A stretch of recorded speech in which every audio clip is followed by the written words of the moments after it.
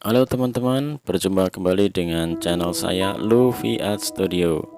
Pada kesempatan kali ini saya akan melukis sebuah tarian tradisional, yaitu tarian yang berasal dari Jawa Timur, yaitu tarian jaranan atau tarian kuda lumping. Oke kawan-kawan, bagi kawan-kawan yang belum subscribe silahkan subscribe, dan jangan lupa tekan tombol notifikasinya, tombol loncengnya, agar teman-teman bisa mendapatkan notifikasi atau pemberitahuan video-video terbaru dari kami.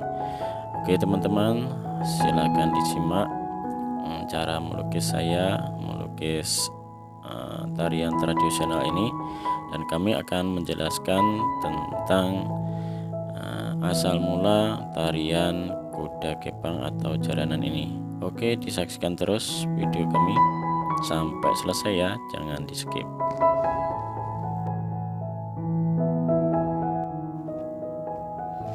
Teman-teman, tari jaranan adalah kesenian tari tradisional yang dimainkan oleh para penari dengan menaiki kuda tiruan yang terbuat dari anyaman bambu.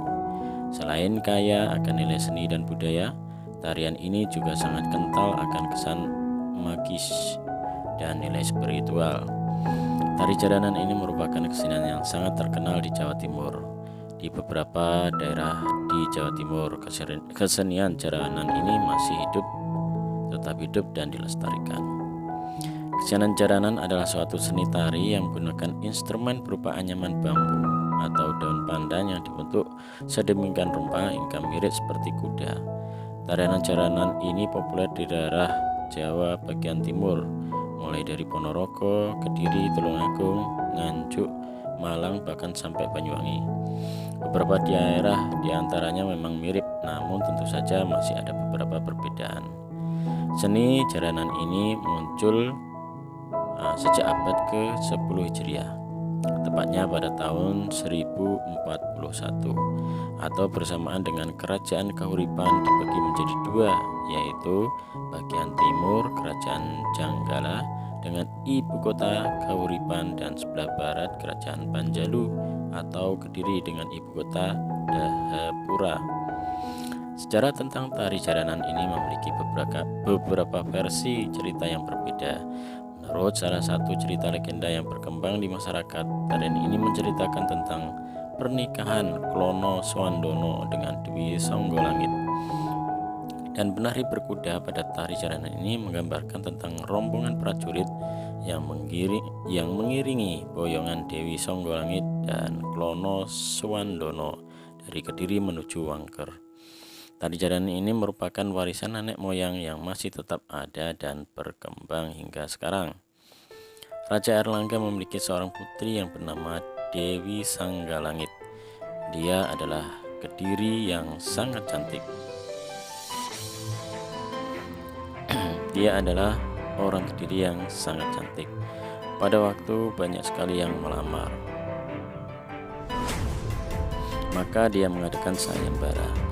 Pelamar-pelamar Dewi Songgolangit semuanya sakti. Mereka sama-sama memiliki kekuatan yang tinggi. Dewi Songgolangit sebenarnya tidak mau menikah, dan dia ingin menjadi betapa saja. Prabu Airlangga memaksa Dewi Songgolangit untuk menikah. Akhirnya dia mau menikah dengan satu permintaan.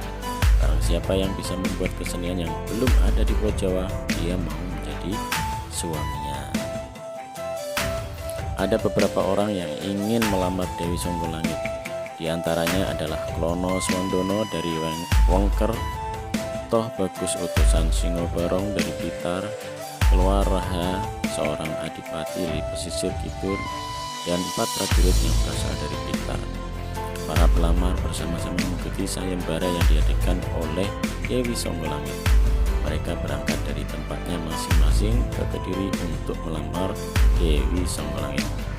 Dari beberapa pelamar itu, mereka bertemu di jalan dan bertengkar dahulu sebelum mengikuti sayembara di Kediri. Dalam peperangan itu dimenangkan oleh Klana Swandono atau Pujanganom. Dalam peperangan itu Pujanganom menang dan Singgo Ludoyo kalah.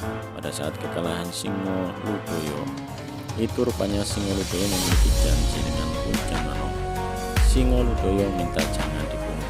Pujanganom rupanya menyepakati kesepakatan itu. Akan tetapi Pujanganom memiliki syarat, yaitu Singobarong harus menggiring teman-temannya dengan Dewi Sanggalangit ke Wengker.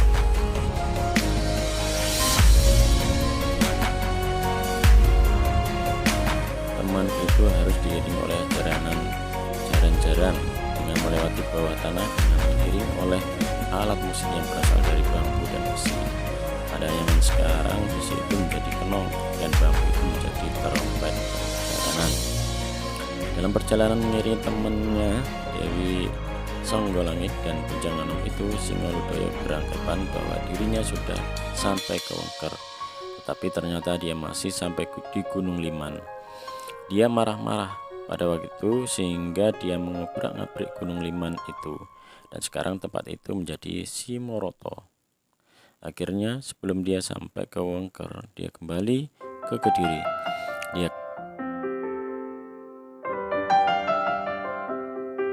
Sekarang nama tempat itu menjadi Silomangkleng karena